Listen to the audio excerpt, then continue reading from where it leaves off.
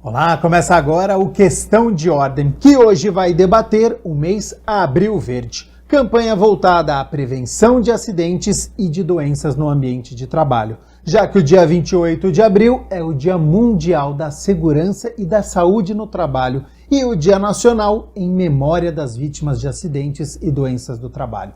Para se ter uma ideia, em 2024, segundo o Ministério da Previdência Social, o Brasil registrou 472.328 afastamentos por transtornos mentais, como ansiedade e depressão. Esse dado indica um aumento preocupante de 68% em comparação ao ano anterior, o que reflete a crescente preocupação com a saúde mental no ambiente de trabalho.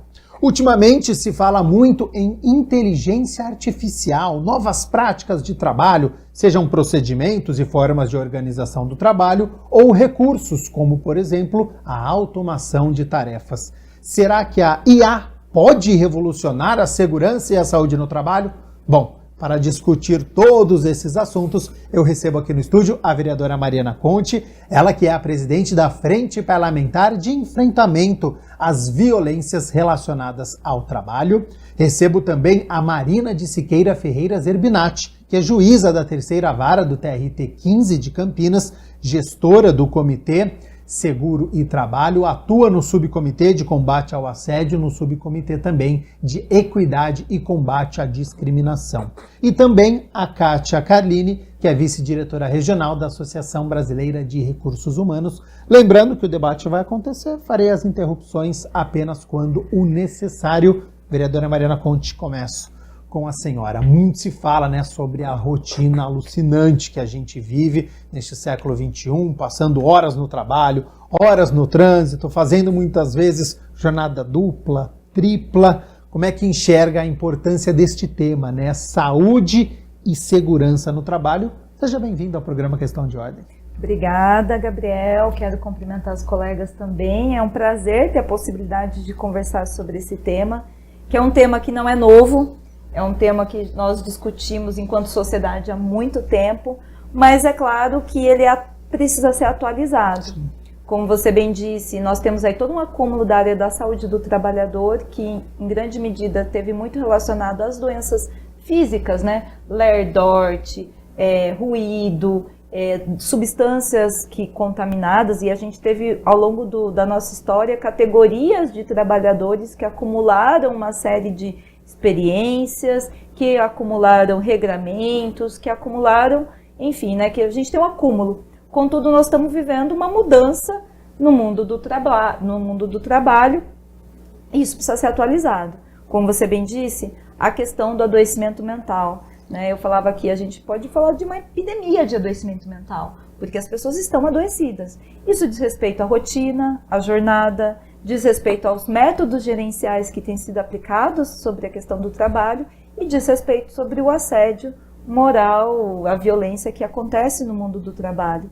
Por isso que nós criamos a Frente Parlamentar de Combate às Violências Relacionadas ao Trabalho. Foi uma proposta do Instituto Walter Lezer, que é uma fundação ligada à Escola de Sociologia e Política de São Paulo, junto com a Fundacentro.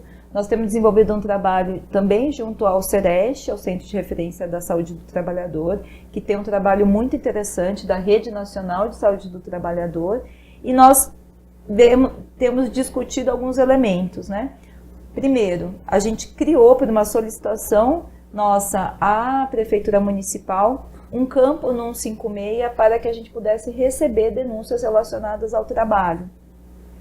Isso foi um passo importante, mas que nós também estamos lidando com esses dados, porque na verdade a gente vê que não basta ter o canal para receber, mas a gente tem visto também que existe uma questão de divulgação, mas existe também uma questão de medo. Parece que as pessoas estão com medo de relatar tanto adoecimentos, estão com medo de relatar problemas que acontecem no mundo do trabalho. E o que eu entendo que a gente tem caminhado para compreender, primeiro, a questão dos dados. A gente tem muito pouca quantificação de dados sobre isso, Nós estamos numa fase inicial.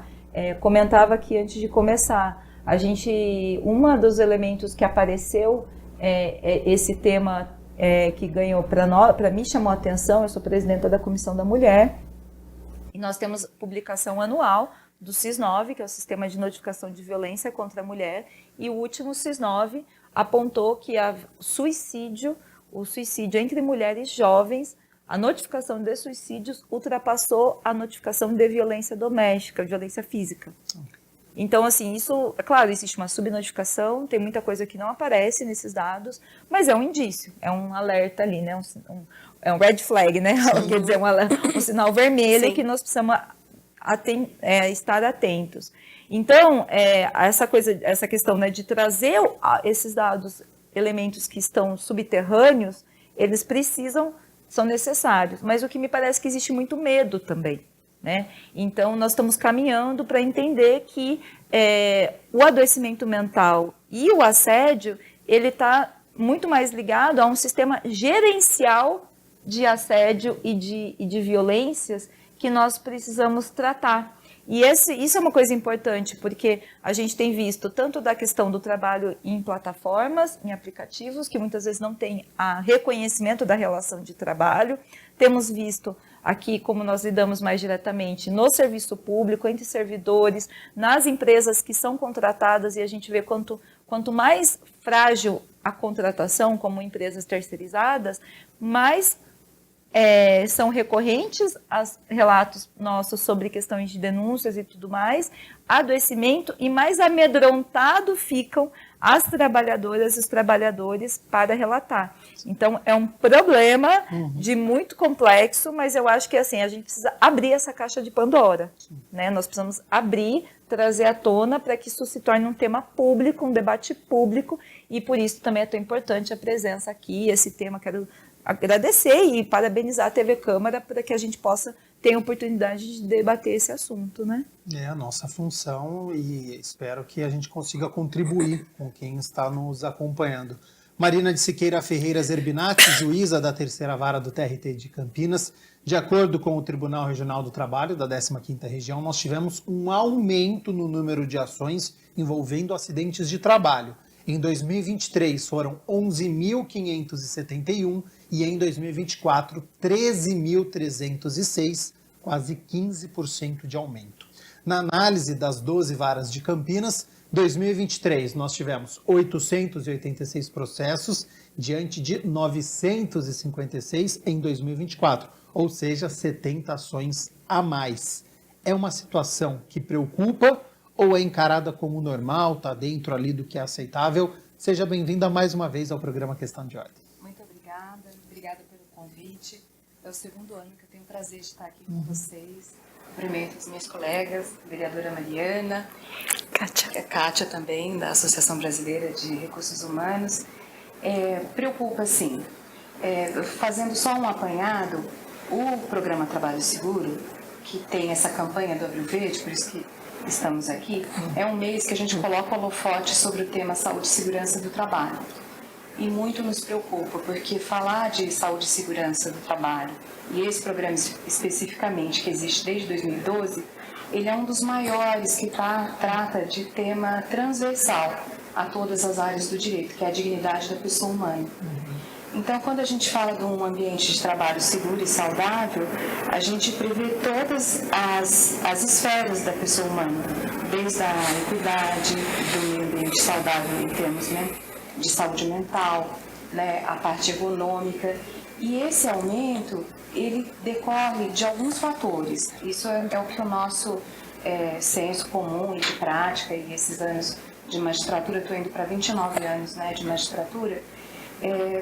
Primeiro, as formas precarizadas de trabalho, como bem lembrado pela vereadora, acabam atraindo maiores acidentes, maiores números de doença, né? Então, tem muitas formas de trabalho que estão se pulverizando e ficando com um liame muito tênue com o empregador. Isso gera desde a questão do pertencimento da pessoa àquela empresa, como a sindicalização e a força da categoria de poder reivindicar os direitos dela. Outras questões são temas latentes no judiciário, na cúpula, a qual a gente se curva, né, com os precedentes vinculantes, que são temas da nossa competência material, da Justiça do Trabalho. São temas, assim, muito recentes, de ontem, né, especificamente. A par disso, tem as novas formas de trabalho. A questão da inteligência artificial e dos novos meios de trabalho também deixam aquele liame tênue entre o que é lazer e o que é trabalho. Os grupos de WhatsApp que servem de lazer servem também de trabalho, podem servir de cobrança. O assédio, ele pode ser nos meios digitais. Então, a sociedade, que ela fica sem fronteiras para tudo. Então, o que pode acontecer numa fábrica, num chão de fábrica, pode acontecer na sala da casa do trabalhador, ele num grupo de WhatsApp de trabalho, ou no computador, numa videoconferência.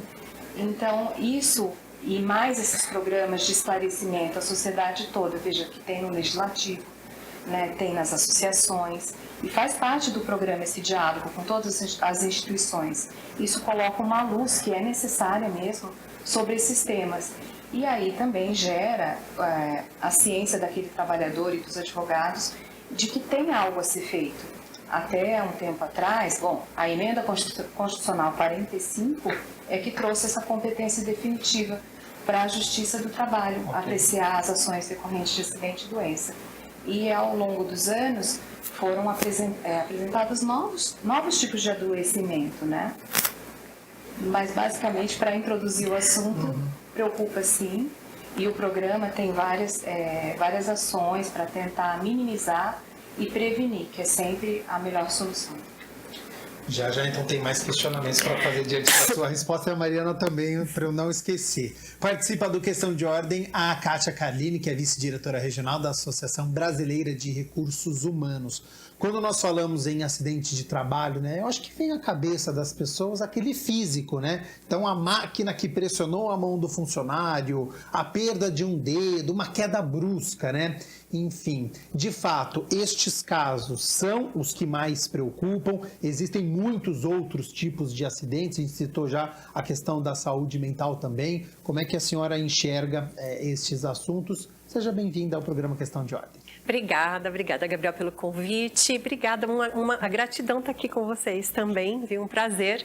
Então, a gente da BRH tem trabalhado fortemente para apoiar as empresas e levar conhecimento, ampliando esses temas e trazendo assim o como lidar. Então, trazendo as questões e apoiando muito em como lidar com esses temas. A gente já tem há muitos anos toda a questão da saúde física, o que é muito fácil de perceber, porque quando você fica doente, você tem febre, você tem dor, você quebra um dedo, você se acidenta, e ali fica muito explícito para você lidar.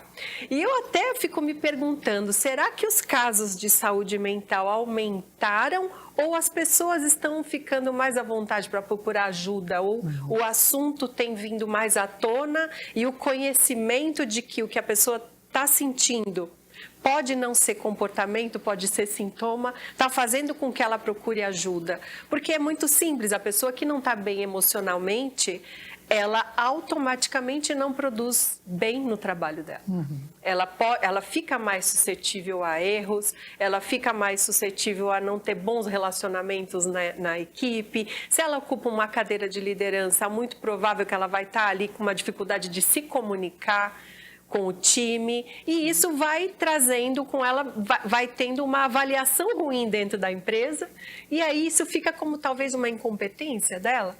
E isso pode ser que não seja incompetência, pode ser realmente algum transtorno de ansiedade, alguma coisa que pode ser tratada e isso pode ser revertido. Então, o que a gente tem falado muito, tem a NR1 agora, que é o tema da vez, ela foi adiada até na BRH agora no dia 24.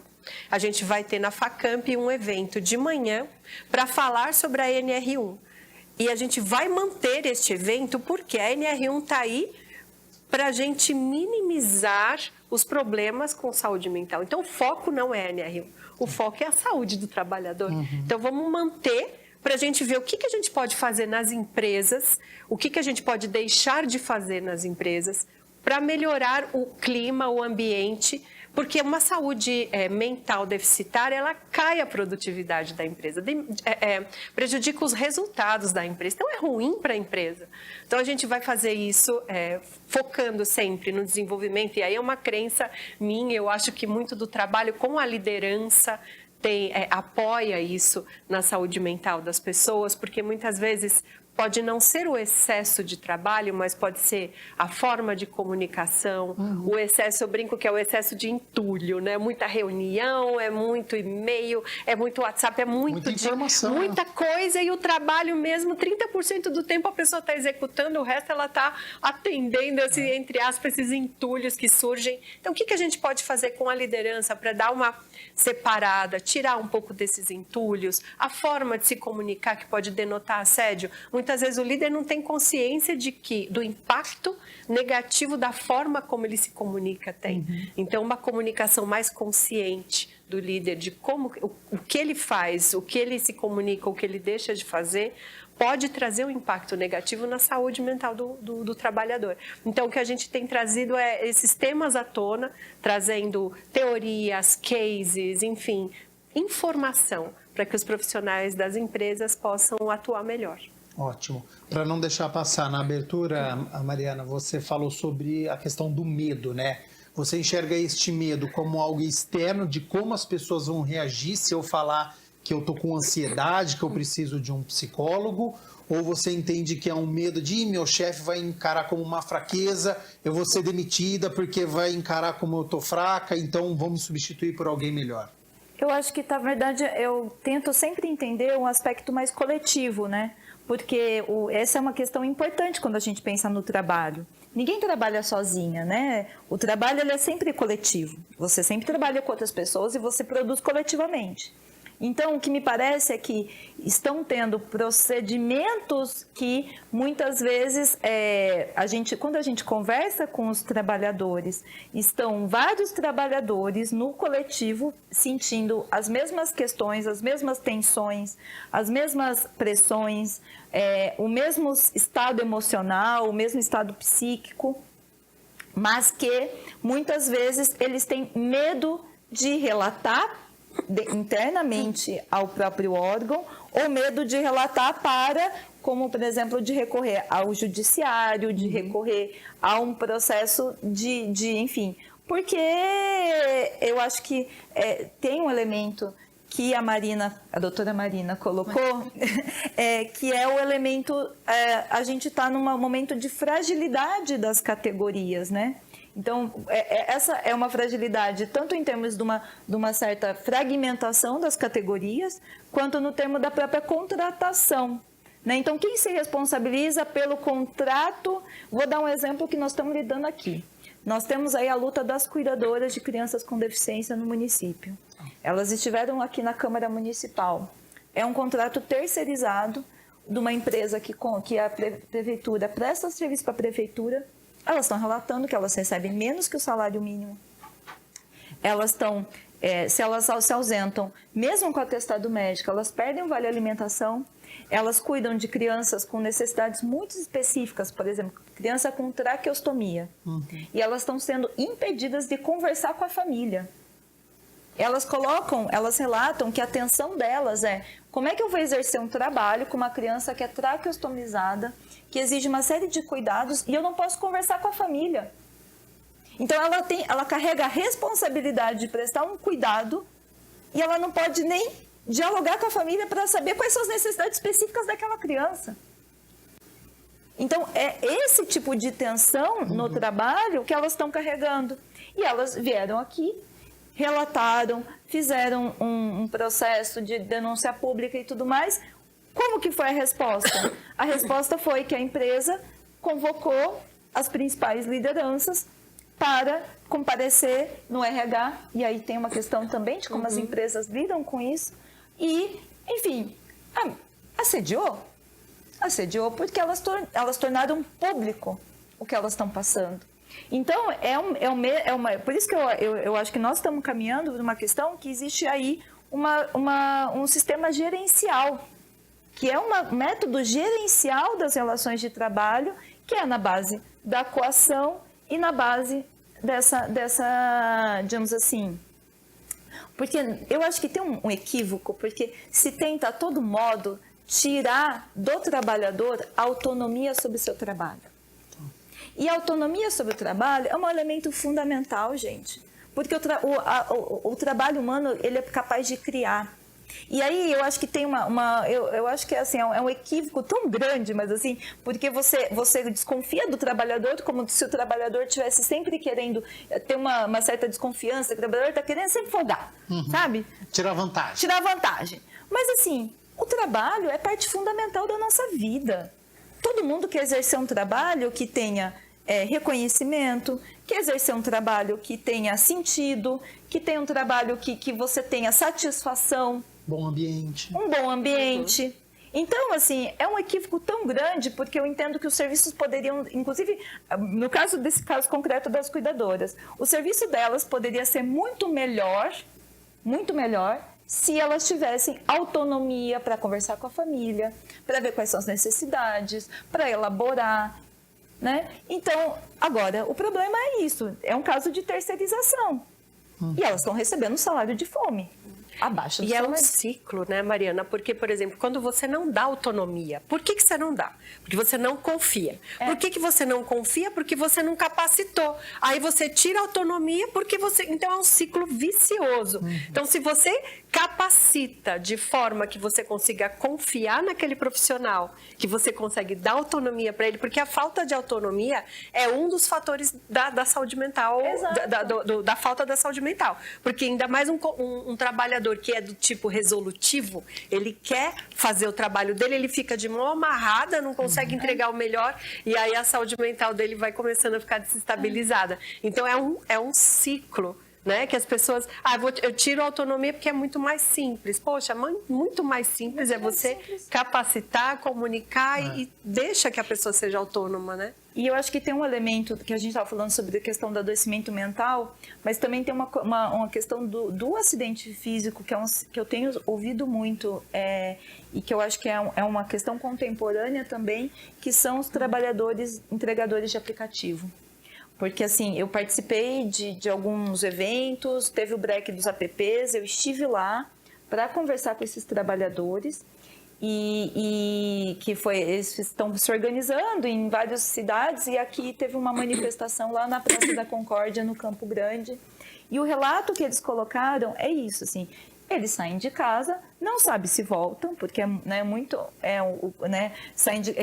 eles falam que são vida louca, os motocas são vida louca, né? E é isso, né? Mas o que eles colocaram, o não reconhecimento do vínculo trabalhista, coloca que se um trabalhador é acidentado, e eles estavam com uma camiseta com um entregador que tinha morrido fazendo entrega no acidente de trânsito, se aquele trabalhador, como no caso daquele rapaz, morre, eles fizeram uma vaquinha entre os motoca para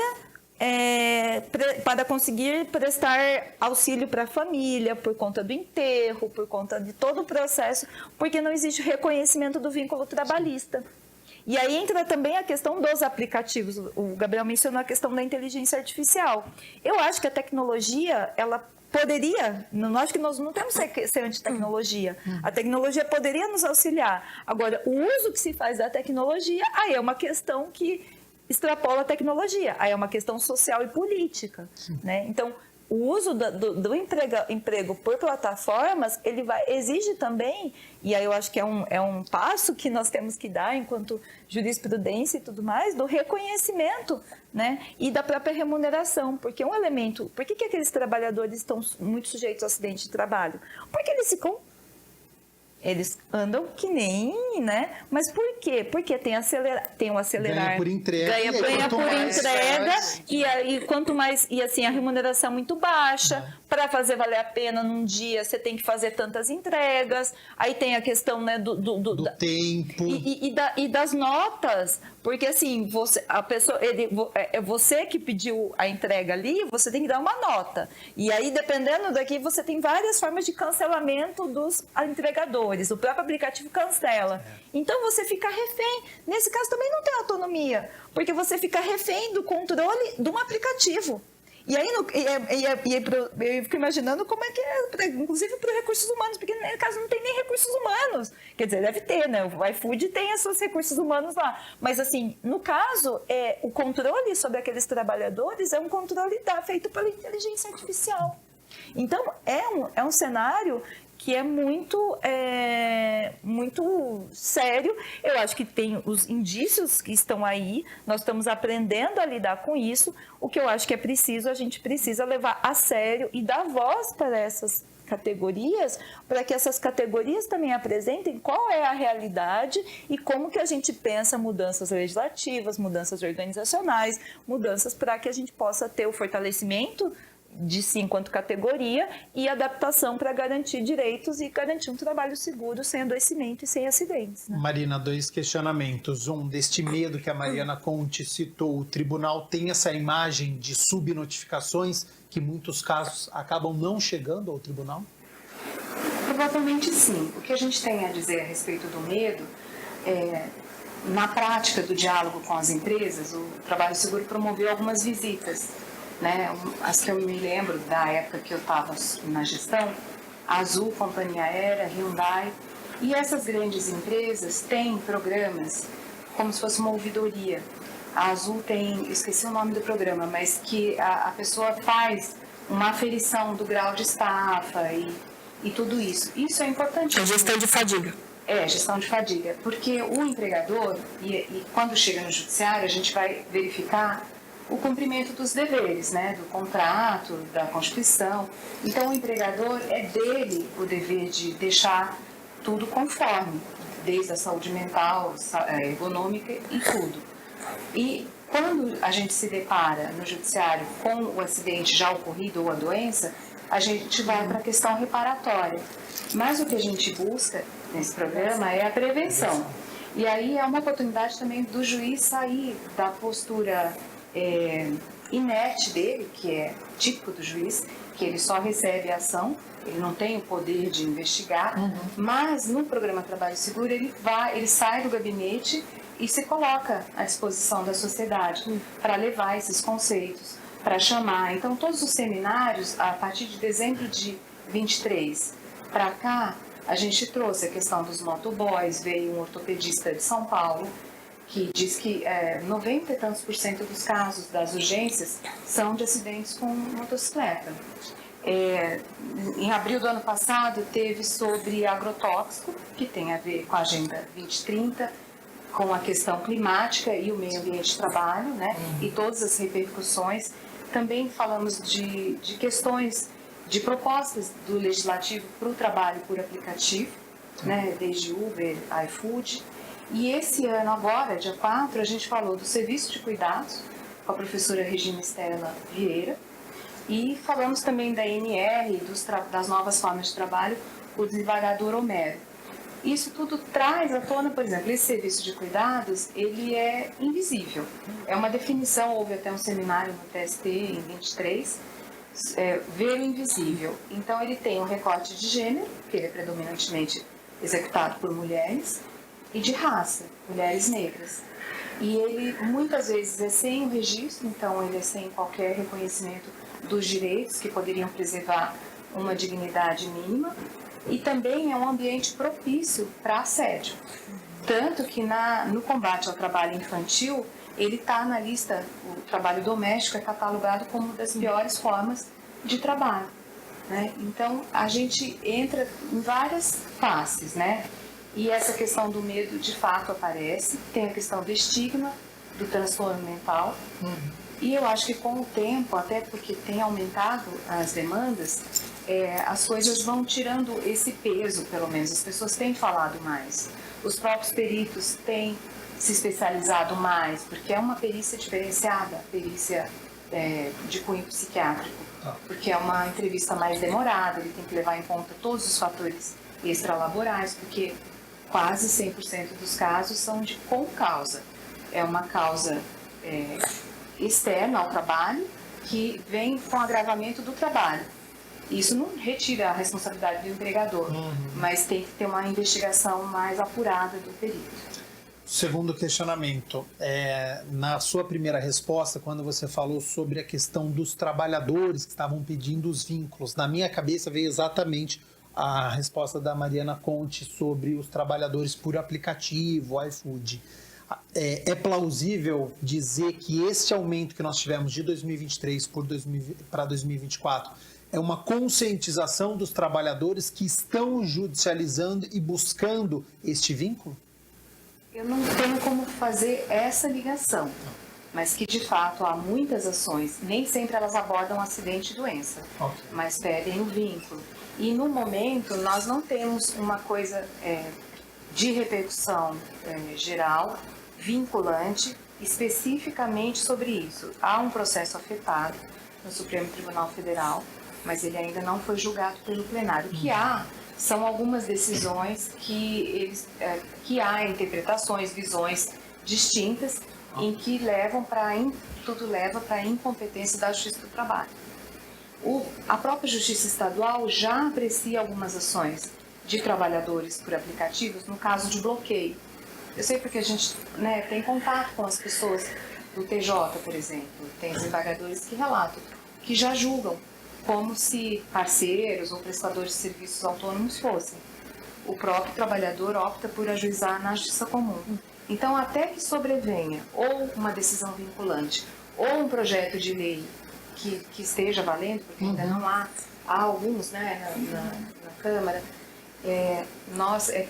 cada um tem uma visão. Entendi. Eu, particularmente, prefiro olhar a prova dos autos e há alguns conceitos que independem da prova oral, por exemplo, subordinação por algoritmo, subordinação estrutural, que é o ministro Cláudio Brandão, ele tem uma frase que ele falou num podcast que é para a população em geral, mas é muito simples de entender. A Uber, por exemplo, ou o iFood, não existiria sem o trabalho humano que é feito para eles. Sim.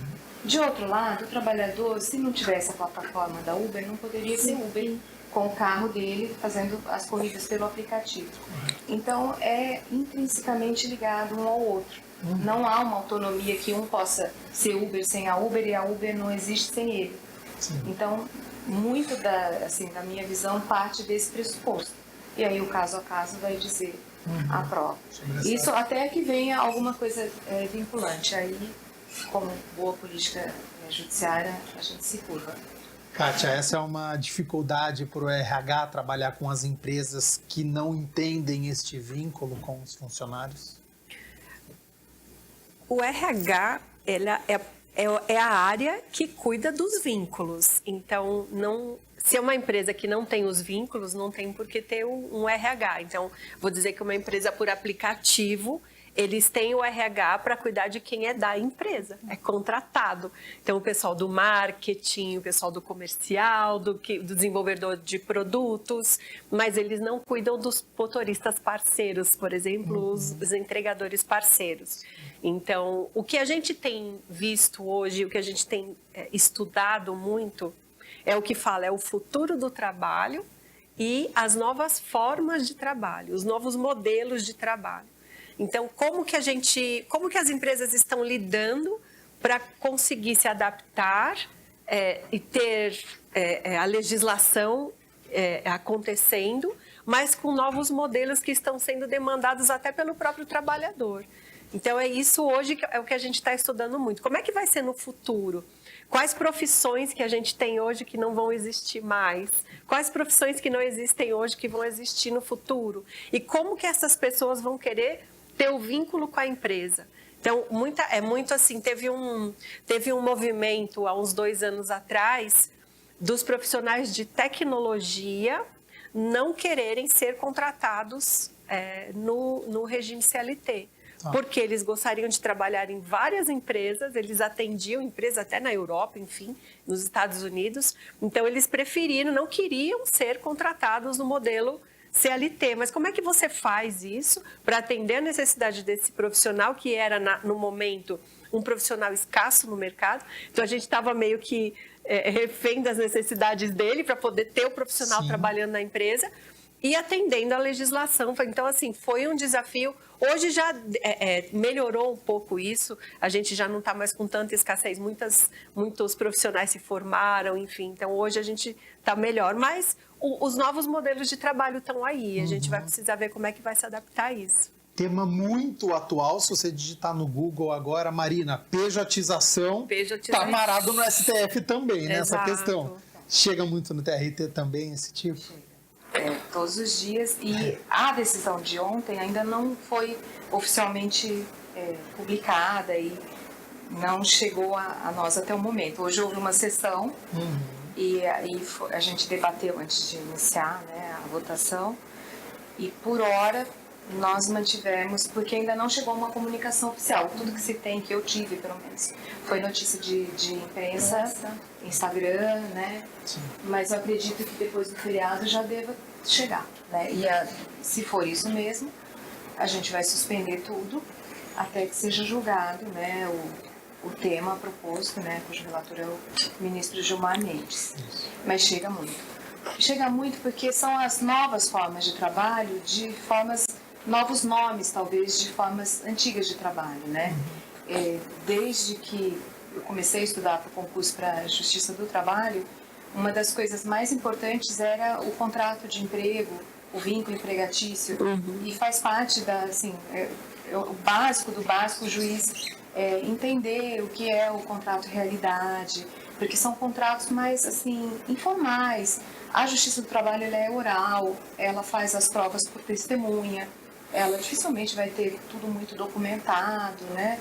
Então, era muito normal apreciar esse tipo de demanda. Aquela pessoa que trabalhou sem registro, quer ver reconhecido o vínculo, nem sempre isso era deferido, né? Depende sempre das provas. E tinham aquelas categorias em que ficava aquela diferença também pequena.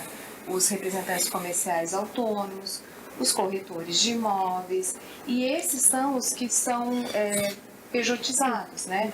Houve realmente essa época, eu estava ainda mais à frente no primeiro grau, que agora eu atuo como convocada, dos trabalhadores de TI, que eram escassos e eles mesmos preferiam, porque tinham participação nos lucros ou algumas coisas, serem PJ, mas era raridade, né? A maioria acabava concordando, porque no momento da contratação, a pessoa está precisando do trabalho, ela aceita as condições que vêm, né? É natural. Por isso que havia os princípios que nós utilizávamos, né? O princípio da realidade, a questão do empregado ser hipossuficiente, assim como na questão do consumidor, não há uma igualdade substancial das partes, né? O empregador, ele está numa posição um pouco diferente da do empregado, principalmente individualmente. Aí, por que algumas coisas são permitidas para a categoria? Com o sindicato, no coletivo, o empregado ele ganha força. Mas, enfim, as coisas vão mudando, são visões de mundo, né, do judiciário, e a gente vai aguardar para ver o que decide o Supremo Tribunal Federal a respeito desse novo tema. Eu estava aqui ouvindo vocês falarem, a Kátia e a Marina falarem, e eu me lembrei de uma disciplina que eu fiz na faculdade, da Sociologia do Trabalho, com o professor Ricardo Antunes. Né? E o professor fala muito sobre essa questão da modernização das relações, mas que no limite ela é uma modernização que repõe as relações antigas de trabalho. São novos nomes, né? São nova roupagem que ela quase atualiza velhas questões. Sim. E me parece que é muito isso, assim, nós estamos passando por esse processo, né, de mudanças, de tecnologia, enfim, tudo mais, mas assim, no limite, mantém umas relações que são as relações hierárquicas. Nós estamos falando de relações hierárquicas de trabalho, né? E relações em que, pós-reforma trabalhista, foi feita nessa coisa do negociado sobre o legislado e tudo mais, mas assim, essa ideia de que estamos em patamares equivalentes, né? E isso, assim, assim, para mim isso é uma ideologia, né? Na verdade, porque a gente está falando no concreto, é claro, o trabalhador que está precisando trabalhar, e ele aceita, Não é uma liberdade de escolha. Não é uma liberdade. E mesmo a ideia, porque às vezes tem a ideia da flexibilidade, às vezes é encantadora, né? O pessoal do Uber, né? Já tive pessoas, ouvi de Uber, porque assim, eu tenho flexibilidade de trabalho, posso levar minha filha na escola, posso fazer uma série de coisas, posso, né? Mas assim, o vínculo não, eu penso que assim, você poderia num trabalho por aplicativo reconhecer o vínculo, jornada, tudo mais, né, os direitos trabalhistas com flexibilidade de trabalho, porque o aplicativo, ele sabe quanto que o trabalhador trabalhou, né? Ele teve ali, ele logou. A corrida está marcada ali. Ele logou, né? Então, assim, não necessariamente uma coisa está anteposta à outra, né? Então, e o que eu vejo hoje é que, assim, na verdade, a gente precisa atualizar a legislação e tudo mais para contemplar essas novas demandas, mas existe um elemento fundamental que eu acho que é o reconhecimento coletivo das relações de trabalho e reconhecimento coletivo das relações de trabalho com a necessidade de que os trabalhadores tenham condições dignas. Redução da jornada, a gente tem visto aí a demanda do fim da escala 6x1, né? Isso tem um menor impacto, né? A gente vê a juventude que é empregada no setor de serviços. Assim, eu fiz um trabalho de ir no centro da cidade, conversar, e a gente fez algumas entrevistas com jovens que estavam ali no centro da cidade sobre a questão da escala 6x1. O que você acha da escala 6x1? Relatos, né? Quer dizer, não dá, eu não tenho tempo de estudar, eu não tenho tempo de ficar com a minha família. Mulheres, né, que têm filhos, como é que eu fico com a minha família? Como é que eu faço? Elas relatavam, né? Quer dizer, o momento que era para eu descansar, eu estou fazendo um trabalho doméstico. Relataram, mas não tenho tempo de ir na igreja, não tenho tempo da vida familiar, né? Então, a redução da jornada de trabalho, trazer esses elementos não como um engessamento, porque muitas vezes se constrói isso, né? Engessado, não com engessamento, mas como uma forma de ter um patamar mínimo coletivo de dignidade, de direitos, para que inclusive possa desenvolver autonomia, para que as pessoas tenham tempo de lazer, né? Afinal, assim, a gente não vive para trabalhar, né? A gente deve trabalhar para viver. O trabalho é meio, Para ter ócio criativo, gente, sabe? Então, eu acho que, assim, boa parte desse processo de adoecimento é porque as pessoas não têm ócio, né? A gente fica, e eu digo assim, até como um relato pessoal, porque a gente fica ali conectado, né? Tanta coisa acontecendo, a gente aqui, como tem na política, a gente tem que dar resposta por um monte de coisa. Sim. E aí, eu comecei a ter uma estratégia pessoal de que tem dia de folga, eu vou ouvir música. E eu gosto de ouvir música. Eu gosto de parar e ouvir música. Só que qual o tempo que a gente tem para desligar de WhatsApp, desligar de notícias e só ouvir música? E isso é fundamental. É fundamental para que a gente tenha sanidade. Senão a gente não consegue. Nós somos seres humanos. O reconhecimento que nós somos seres humanos, eu acho que é uma coisa que é o ponto de partida, né? Então, eu acho que nós precisamos caminhar muito nesse sentido e me preocupa decisões que não atribuem à justiça do trabalho relações de trabalho, né? Porque, na verdade, quase como de antemão não reconhecer como vínculo trabalhista, né?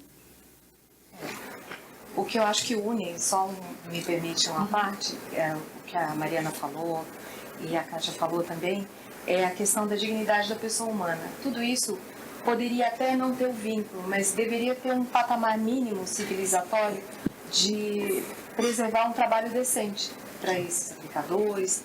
Então, caso seja a opção por não reconhecer o vínculo com efeito vinculante, que haja uma legislação que preveja pelo menos questão de segurança, né, de acidente, afastamento, para que o trabalhador também não fique sem o mínimo do mínimo, né, para ele subsistir, né.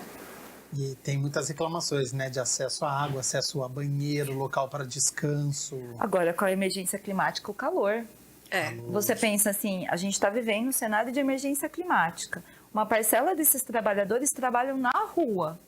Uma coisa que nós apresentamos, eu aqui apresentei um projeto de lei para a criação dos espaços de climatização, para bebedouro, enfim. Porque, assim, tem ambulantes, carteiros, trabalhadores de aplicativo. E trabalha fora, né? Trabalha fora. Os trabalhadores de aplicativo falam que passam fome, né?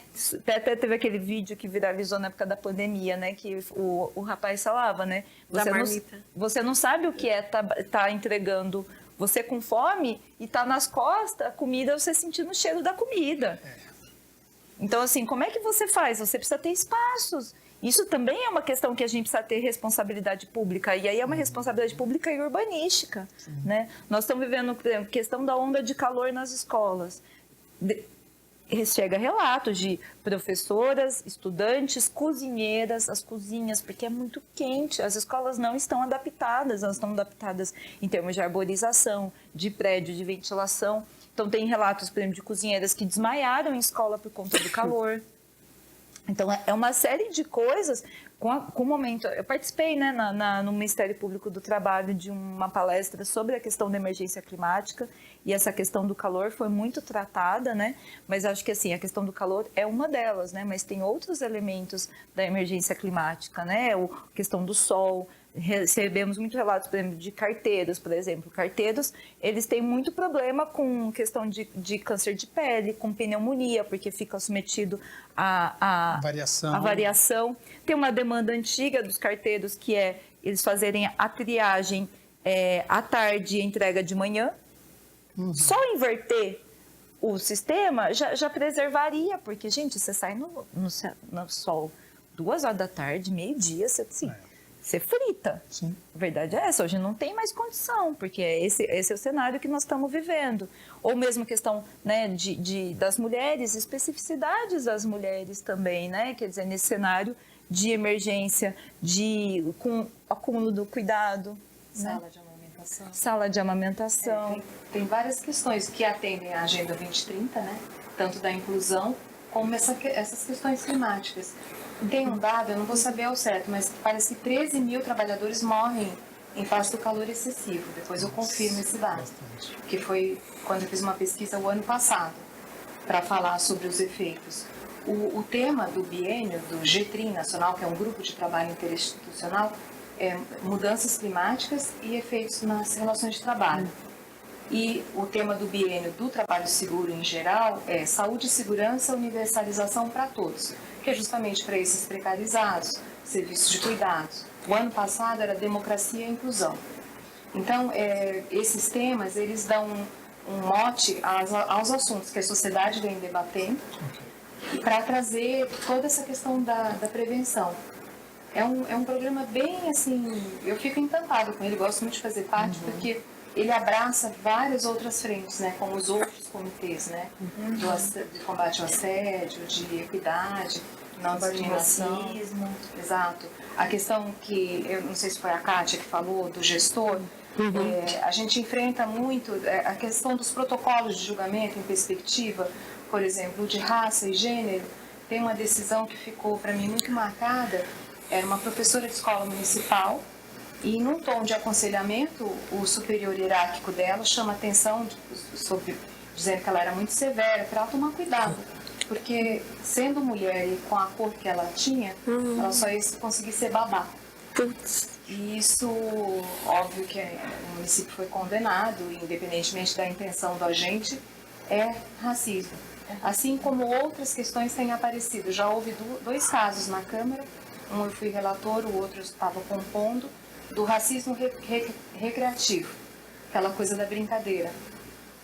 O empregador, no caso que eu julguei, mandou embora por justa causa o empregado que fez brincadeira racista com um colega, e o empregado mandado embora por justa causa entrou na justiça querendo reverter essa justa causa, dizendo que foi uma penalidade excessiva, que não foi um ato grave, e eu mantive a justa causa, porque também é um conceito que não importa, que brincadeira tem que ser combatido.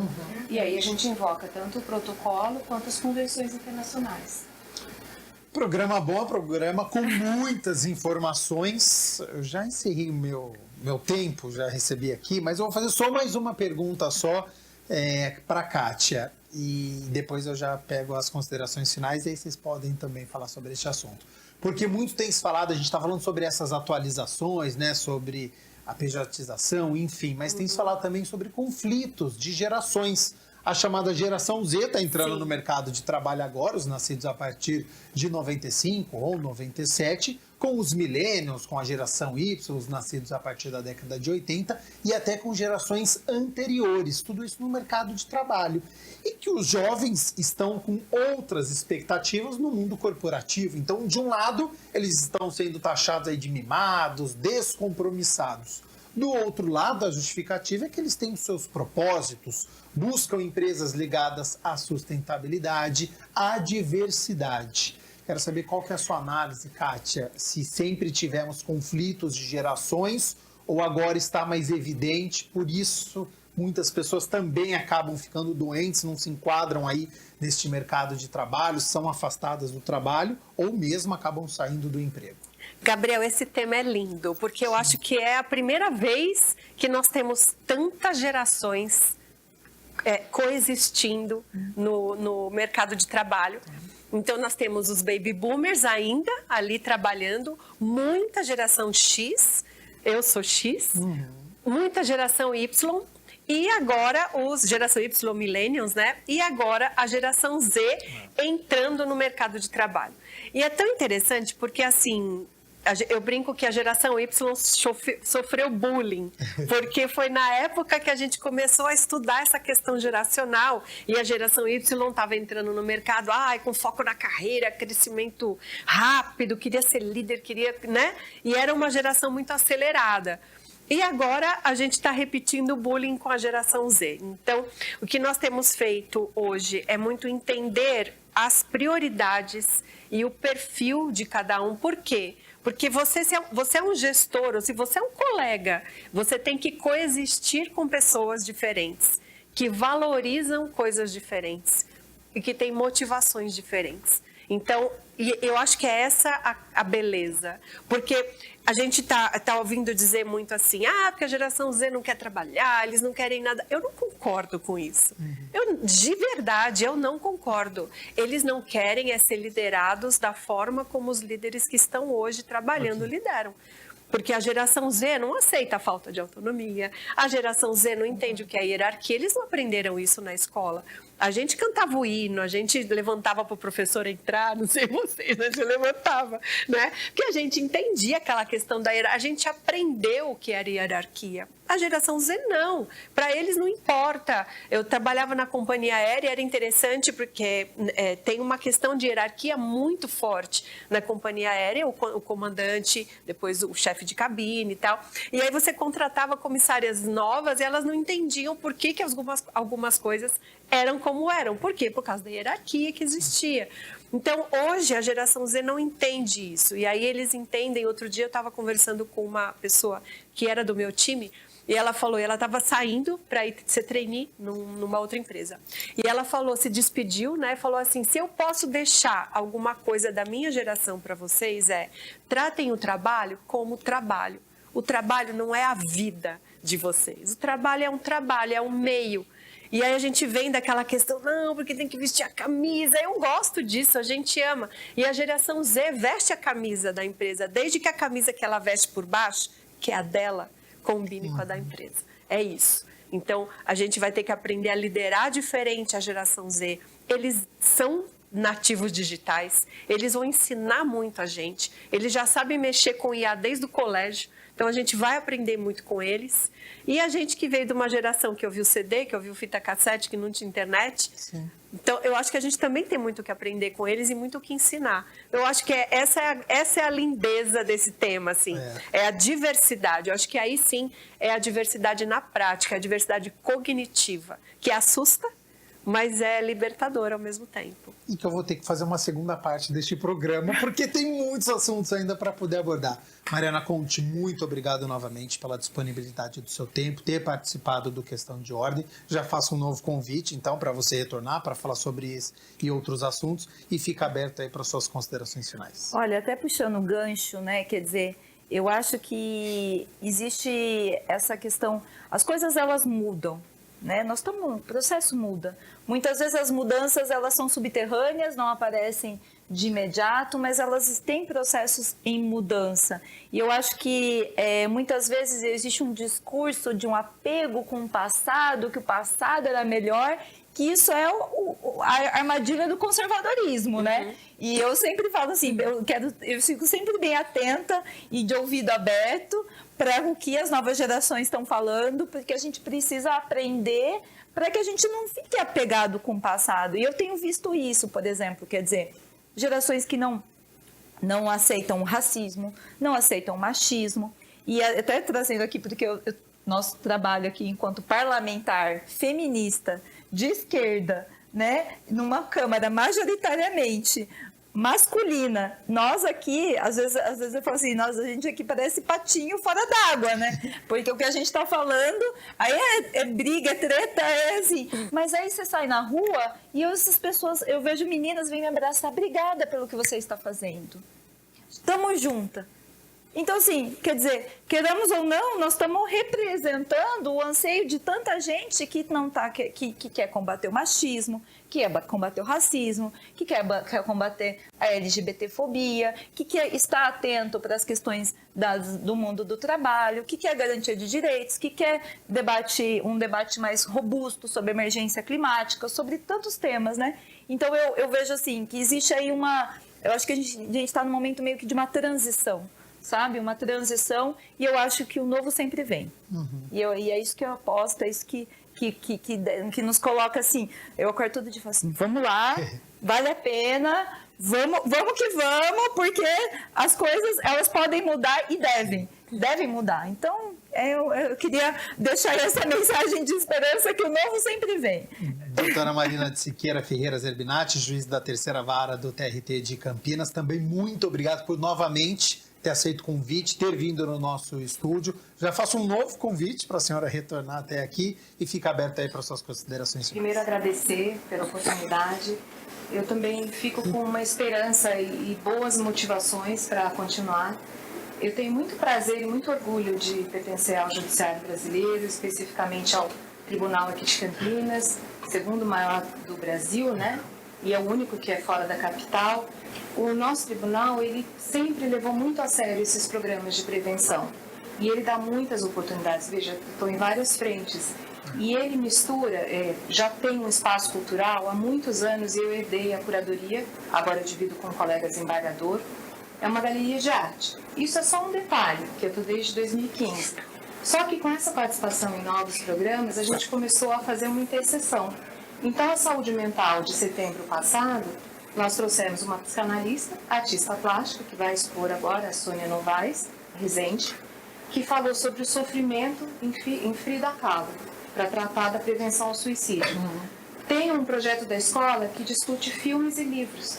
A gente falou do Ainda Estou Aqui, e o colega que vai falar sobre o livro é Solitário, que é um livro de uma brasileira, que fala do serviço de cuidados.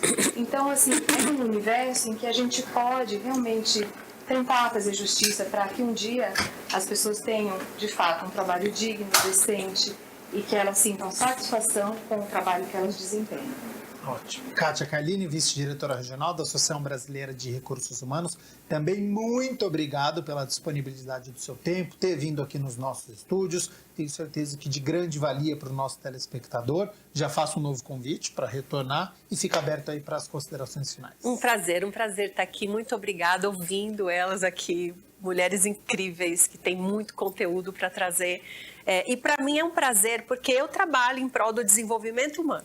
Eu acho que é a minha missão, trabalhar para o desenvolvimento humano e organizacional. E vim num programa que coloca as pessoas no centro da discussão. Então, a gente estava aqui para discutir as pessoas em diversos âmbitos. E quando eu falo assim por exemplo, quando eu falo em diversidade, faço palestra sobre diversidade, sobre inclusão, eu falo que quando eu trago este tema é que para no futuro a gente não tem que falar dele mais, que ele simplesmente esteja ali como o céu está existindo ali, né? A mesma coisa, o cuidado com as pessoas, o cuidado com a saúde, para que isso no futuro deixe de ser um tema, é só algo que está ali existindo, é uma informação, não é mais um tema que traga discussão. Então é muito, muito bom estar aqui discutindo isso com vocês e colocando sempre assim as pessoas no centro. Obrigada pelo convite. Eu que agradeço. E agradeço você aí de casa também pela sua companhia, pela sua audiência. Tivemos uma aula hoje aqui no programa Questão de Ordem. Quero agradecer novamente a participação das três. Faço convite você aí de casa para divulgar este programa também, porque ele tem muitas informações e, acima de tudo, conscientização. Continue na nossa programação e até a próxima semana. Tchau, tchau.